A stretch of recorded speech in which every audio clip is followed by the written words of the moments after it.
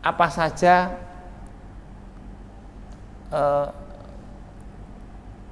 yang muncul, ya, salah paham yang muncul dari kebanyakan orang, ya, entah muslim ataupun non muslim terhadap Islam. Yang menurut antum misalnya, tadi contoh ya, bersih tadi sudah saya sampaikan ya. Orang melihat bahwa orang Islam itu enggak bersih, ya. Padahal Islam itu bersih, ada hadisnya. Dahulu Ustadz Naswa juga menyampaikan tentang gosok gigi. Coba gosok gigi sampai orang yang hadis loh, ajaran lain enggak ada. Gosok gigi itu menunjukkan bahwa bersih sehat itu ajaran Islam. Nah, sekarang coba apa lagi? Kalian berikan contoh apa yang orang itu salah paham terhadap agama kita. Teroris radikal gitu. Nah, teroris ya. Bisa dijelaskan Mas Agung lebih banyak? Ini ya, salah paham terhadap Islam. Ini sebelum kita masuk maknanya ya. Ini salah paham.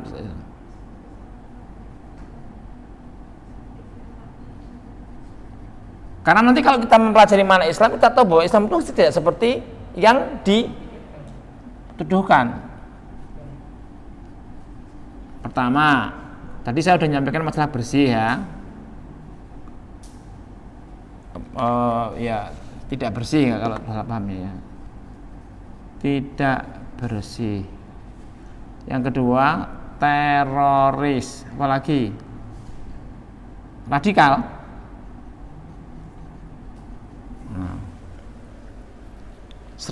Masih sering mendengar ini? Masih sering ya. Nah, jadi memang sejarahnya teroris itu dituduhkan kepada orang-orang Islam yang berjuang melawan penjajah. Kalau lihat film-film Belanda itu kan, ekstremis, teroris, nah gitu kan. Jadi yang melawan penjajah dikasih label ya, teroris, ekstremis, radikal gitu ya. Awalnya seperti itu. Nah, cuman sekarang sudah zaman merdeka, itu juga masih disematkan begitu ya. Nah, kenapa ya salah paham itu? Kalau orang gini, kalau orang salah paham kepada kita, siapa yang salah? Orang lain mungkin ya namanya salah, dia salah ya. Tapi kita juga harus melihat apa sih yang kita lakukan sehingga orang itu salah paham. Contoh begini. Misalnya Yasir bawa sepeda. Yasir kira orang atau melu sepedaan, ya kan? Iki toko-toko nuntun sepeda. Nah ini kalau Ersat tahu curiga harusnya nih. Iki Yasir kok duwe sepeda iki entuk kondi. Nah, mana Ersat ya? Tadi ada tuh, mulai yang beri baru nulis ya. Nah, dalam kondisi begitu kalau nggak dijelaskan, ini bisa timbul fitnah. Ada contoh lagi begini. Suatu saat Rasulullah SAW, Rasulullah kan istrinya tidak cuma satu ya. Beliau membawa berjalan dengan istri barunya. Nah, kemudian berpasangan dengan sahabat. Kemudian Rasul memanggil sahabat. Sahabat, ini kenalkan, ini istri saya, gitu ya. Terus sahabat, oh ya Rabbi, saya nggak mungkin curiga. Maksud saya mau curiga sama Nabi, ya kan gitu ya. Oh enggak, kewajiban saya harus memberitahukan. Jadi salah paham itu bisa muncul dari orang lain yang punya stigma negatif atau karena kita tidak menjelaskan. Nah, jadi kalau misalnya kalian nanti berjalan yang perempuan sama saudara laki-lakinya atau yang laki-laki sama mungkin saudara perempuannya, ya harus disampaikan, kan? Nah, orang dari wah ini sebelum Yasir duwe yang nah, kan jadi salah paham itu. Iki ponakanku, iki anake mbakku, gitu ya. Nah, jadi begitu. Jadi salah paham itu bisa jadi orang lain yang memang negatif thinking atau kita yang tidak menjelaskan. Nah, dua belah pihak. Jadi teroris dan radikal ini karena apa? Ya mungkin karena kita nggak bisa menjelaskan. tadi saya sampaikan perbuatan itu ya seringkali lebih bermakna daripada kata-kata, ya kan? Dalam bahasa hadisnya itu ada apa? Jadi kalau orang menuduh kita nih Islam ini teroris radikal, ya kita harus tunjukkan bagaimana sikap kita tidak radikal eksklusif ya. Dengan cara apa? Kita mudah bergaul dengan semua kalangan ya. Jangan hanya ngumpul di orang-orang masjid saja. Loh, kalau kita ini bergaul sama orang-orang di masjid saja, kapan jamaah masjidnya nambah? Ya enggak? Jangan kita mau gaulnya sama orang yang sholat saja. Lah yang sholat nambah-nambah no. Kudu ini kita bergaul sama orang yang belum sholat, kemudian diajak sholat, kan gitu. Kita bergaul pada orang yang belum ngaji, diajak ngaji. Nah, ngaji ya itu mesti ya, tapi kan kalau gini terus nggak pernah nambah nih jumlah anggota pengajiannya atau jamaah sholatnya nggak pernah nambah. Maka kita harus bergaul dengan yang lain agar tidak dituduh eksklusif ya. Terus kemudian radikal ya. Radikal itu misalnya apa toh? Kadang-kadang orang yang radikal itu karena suka menyalahkan orang lain ya. Kan ada tuh orang mungkin tembe ngaji semangat ya, suka nyalahke. Wah ini syirik, ini bid'ah, ini apa? Nah itu kadang-kadang ada yang begitu. Jadi ini jadi kayak radikal tuh keras gitu, terlalu keras ya. Nah makanya ini pentingnya ngaji. Aisyah pernah berkata ya, jadi pada saat turun firman Allah tentang diharamkannya khamr ya, itu kota Madinah itu seperti banjir jiwa kalau sekarang ya. Karena sebelum diharamkan para sahabat itu sudah sholat, sudah apa, tapi masih mabok. Tapi mengharamkannya mabok itu bertahap. Pertama masih boleh, ya jadi orang sholat sambil teler itu ada gitu ya. Awal Islam sambil teler gitu ya. Kemudian ada turun kata Nabi bahwa sholat dalam kondisi mabok tidak sah. Ya wes pas sholat orang mabuk, kok pas sholat mabuk meneh gitu ya. Itu masih juga didiamkan. Akhirnya sampai turun surat Al-Maidah ya, Al-Imran tentang diharamkannya khamr. Jadi setelah kata Aisyah, kalau dulu syariat itu langsung, jadi wong syahadat langsung tidak boleh minum khamr, tidak boleh ini ya, tentu mereka mental. Nah jadi Islam itu evolusi, bukan revolusi, ya, bukan radikal seperti balik gerombyang. Biasanya kalau balik gerombyang itu nggak bertahan lama.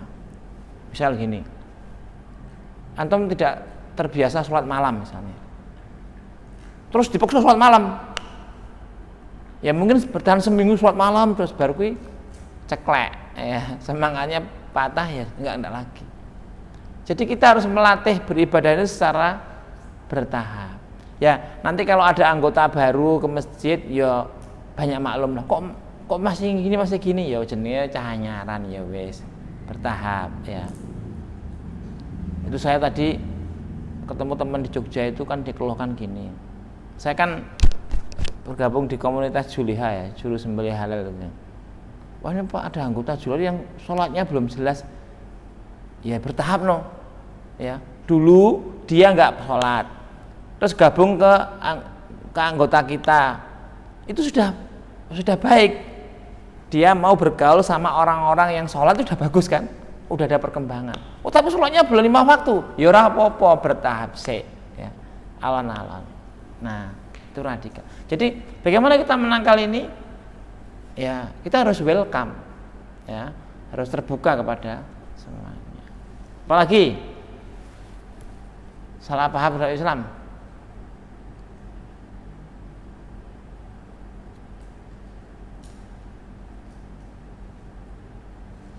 Mbak,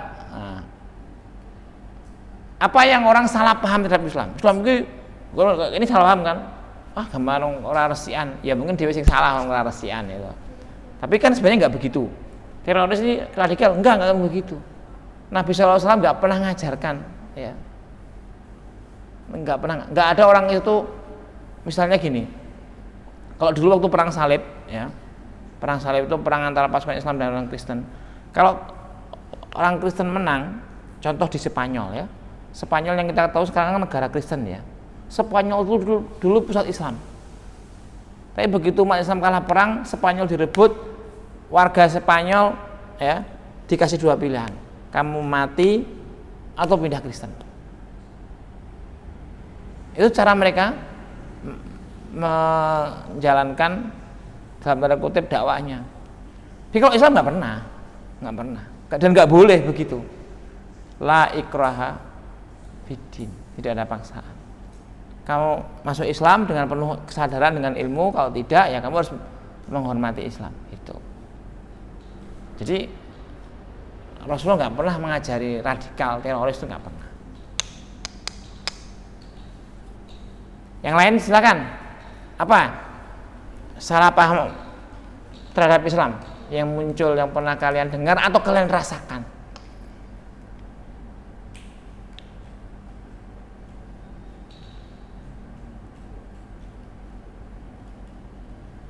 Mbak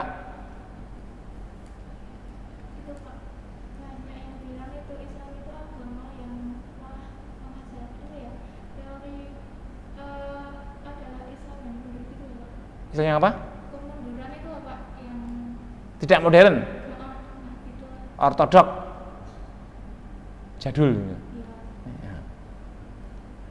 Jadi ya tidak modern. Nah, tidak modern.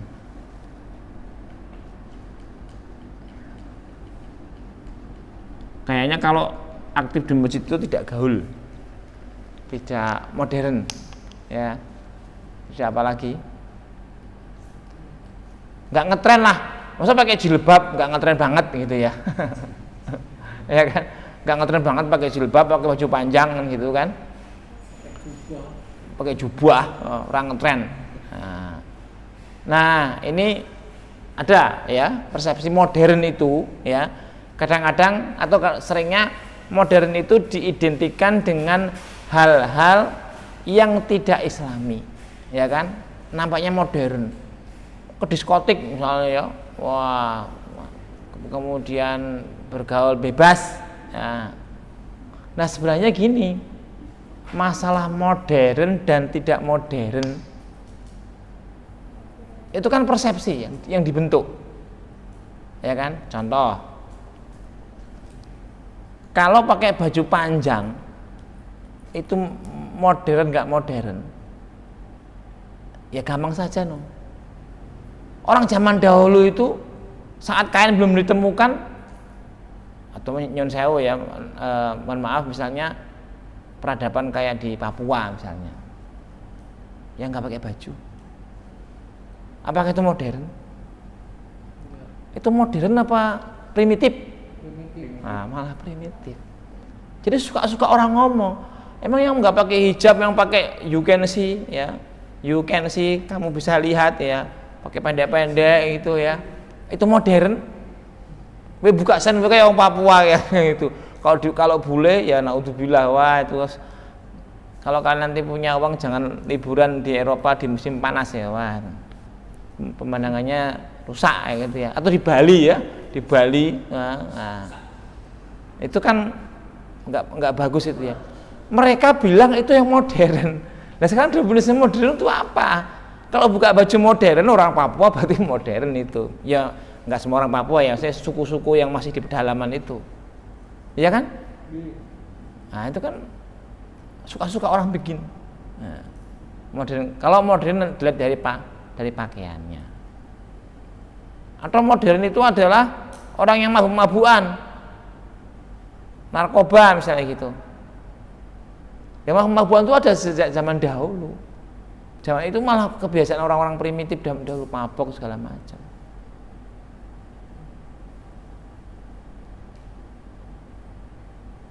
Itu banyak ya, banyak yang menuduh nggak modern. Tapi kadang-kadang umat Islam itu sikapnya juga nggak pas. Misal pakai sarung dianggap wajib, ya nggak? Ada yang kan, wah kalau sholat nggak pakai sarung nggak sah, misalnya begitu kan? Siapa yang nyuruh pakai sarung kan gitu ya? Kalau kita umroh ya di kota Makkah itu sing sarungan mesti wong Indonesia gitu ya. Yang orang luar gak ada sarungan. Sarungan mesti wong Indonesia gitu. Jadi kadang-kadang kita juga berlebihan sikapnya. Makanya kemudian kok jenenge santri, jenenge macam-macam sing nggo sarung kok ketok ora apa? Enggak fashionable. enggak ngetren. Itu salah kita sendiri gitu. Siapa yang bilang harus pakai sarung kan begitu? Mbak-mbak juga pakai hijab juga yang fashionable juga bisa ya. Kalau ya mungkin ada orang sebagian menganggap bahwa baju perempuan harus hitam, semuanya hitam semuanya. Ya monggo saja kalau mau seperti itu ya. Nah tapi akhirnya kadang-kadang orang itu berpikir bahwa wah itu enggak modern gitu ya. Nah padahal masalah warna baju bagi perempuan itu hal yang khilafiyah ya. Pakai yang hitam monggo, berwarna-warni ya itu juga nggak apa-apa. Yang penting menutup aurat. Yang laki-laki juga begitu. Kalian mau pakai celana jeans juga boleh, celana apa juga boleh gitu ya. Wah, celana ini model barat pak. Lah sarung ini modelnya siapa ini? Emang model muslim sarung ini? Enggak juga gitu loh. Enggak juga. Nabi nggak pernah pakai sarung juga. Baju koko. Baju koko ini memang muslim. Enggak juga, itu punya Cina gitu. Tapi Islam itu tidak pernah membicarakan masalah model. Tapi yang penting kalian menutup aurat. Model itu ya tergantung zamannya kan gitu ya. Atau daerahnya. Mungkin kalau orang-orang Arab ya pakai jubah kan gitu. Kalau kita ya nggak harus juga gitu, pakai celana, pakai jas juga boleh. Biar kelihatan modern. Ya. Kalau modern itu pakai jas ya pakai jas saja nggak apa-apa, pakai jas. Nah, gitu. Para ulama yang pakai jas banyak, pakai jas, pakai itu. Nah, gitu ya. Tidak modern. Ini beberapa hal yang membuat salah paham terhadap Islam. Ada lagi? Tidak toleransi. Ini intoleran. Nah, ini yang sekarang lagi viral gitu ya. Dikira tidak intoleran. Ya, saya selalu mengatakan orang lain mungkin salah persepsi, tapi kita juga harus muhasabah, ya, harus evaluasi. Kenapa kita disebut tidak toleransi? Nah, ini contoh yang paling banyak itu saat Natal, ya, kan fatwa ulama itu mengucapkan Natal tidak boleh, ya. Jadi memang orang itu mempersempit masalah toleransi dan toleransi hanya dengan ucapan, ya. Padahal sikap itu yang paling penting. Sikap itu lebih penting daripada ucapan. Jadi misalnya begini, dulu sudah saya sampaikan, mengucapkan Natal itu kenapa tidak boleh menurut para ulama? Ya karena berarti kita mengakui bahwa ada lahirnya Tuhan, ya kan? Karena mereka menganggap bahwa Natal itu untuk Yesus yang Tuhan, kelahiran Tuhan kan gitu. Ya kita nggak boleh, ya. Tapi ada yang ulama mengatakan, ya kan Tuhan yang diakui sana Pak gitu. Ya monggo lah, itu khilafiyah, ya. Tapi yang penting sikap kita, ya. Kalau kita di masyarakat ini kan ada yang non Muslim, ada yang Kristen. Yang penting kita dengan mereka berbuat baik, olahraga bareng boleh, ya kan. Mau jajan dolan bareng juga bisa, bisnis juga bisa, kan gitu toh. Semua boleh. Ya. Kalau cuma sekedar nggak mau ngucapin Natal kemudian nggak intoleran, ya itu kan mereka yang bikin persepsi. Tapi sikap kita memang harus welcome tadi ya, terbuka, ya, terbuka. Benar bahwa kita harus pilih-pilih teman yang baik-baik. Maksudnya berteman bersama yang baik-baik itu kemudian bukan menutup diri dengan yang lain. Jadi saya katakan, kalau kalian hanya bergaul sama orang di masjid saja, bagaimana jumlah jamaah masjid akan bertambah? Kalau kita tidak pernah bergaul sama orang non muslim juga, bagaimana mereka masuk Islam? ya kan? Semakin menjauh. Emangnya dulu Nabi hanya bergaul kepada orang Islam? Ya enggak. Nabi dulu sendirian kok. Islamnya sendirian tuh, Muhammad. Kemudian didukung oleh istrinya. Cuma berdua toh. Bagaimana Nabi bisa mengajak yang lainnya? Ya dia bergaul sama orang-orang yang belum Islam. Diajak tambah. Kan begitu.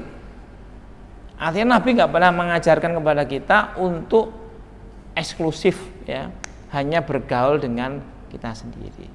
Ya, jadi satu sisi kita bisa menjelaskan kepada orang lain, satu sisi kita juga harus bersikap menangkal tuduhan-tuduhan yang intoleran. Ya, intoleran itu kita juga harus bersikap yang bijak, misalnya memberikan stigma ya kepada orang lain. Kalau tadi saya katakan, kalau orang lain itu masih mengerjakan hal yang maksiat, ya memberitahunya pelan-pelan. Ya. Suatu hari pada masa Rasulullah SAW ada orang Arab Badui. Orang Badui itu orang yang tidak berpendidikan. Sampai sekarang masih ada orang Badui itu. Jadi saya pernah ke Mekah itu, orang Badui itu masih ada. Jadi orang Badui itu hidupnya nomaden, bikin tenda, ternak onta di situ, pindah lagi, masih ada itu. Mereka itu, saya kan bertanya kepada orang-orang di pemerintah di Saudi itu, kenapa kok nggak di ini? Mereka itu nggak mau, memang maunya udah begitu gitu loh. Nah, orang Yahudi ini, Badui ya, Badui itu punya suku primitif lah ya. Mungkin kalau kita ya kayak Asmat atau apa. Nah, dia datang ke masjid di Nabawi itu, tiba-tiba kencing di situ. Wah, begitu, nguyuh. Wah, sahabat kan ya geteng-geteng, ini penghinaan ini kepada rumah Allah. Sudah mau dibunuh aja gitu sahabat ya, ini penghinaan. Sama Nabi dicegah. Jangan. Dia tuh nggak tahu. Dia tuh nggak tahu bahwa yang dikerjakan itu salah. Nah, kan gitu. Kan kita bisa, kan Nabi tahu, ini orang Badui nggak berpendidikan. Dia nggak bisa membedakan antara rumah sama toilet. Ya. Kan ada juga orang yang suku primitif dulu ya. Ada yang ya mungkin sekarang masih ada ya. Sungai di atas untuk buang air besar, di bawah untuk mandi, untuk cucian. Ada ya namanya gitu ya. Zaman dulu mungkin begitu ya. Ini orang-orang yang peradabannya memang belum nyampe. Makanya Nabi nggak langsung menyalahkan. Ya sih dinasihati pelan-pelan gitu ya. Jadi sikap-sikap yang seperti itu insya Allah bisa meluruskan persepsi terhadap Islam yang dikatakan intoleran. Apalagi yang kayak Mas Agung ini bekerja di institusi yang Islam ya. Kalau yang bekerja di tempat yang umum kayak gitu ya, atau sekolah-sekolah umum itu kan banyak teman-teman kita yang mungkin agamanya beda ya, atau Islam juga pengamalannya beda-beda. Nah, ini sikap-sikap bijak itu harus kita tunjukkan ya, agar tidak ada persepsi yang intoleran ya. Islam itu mengajak, bukan mengejek. Nah,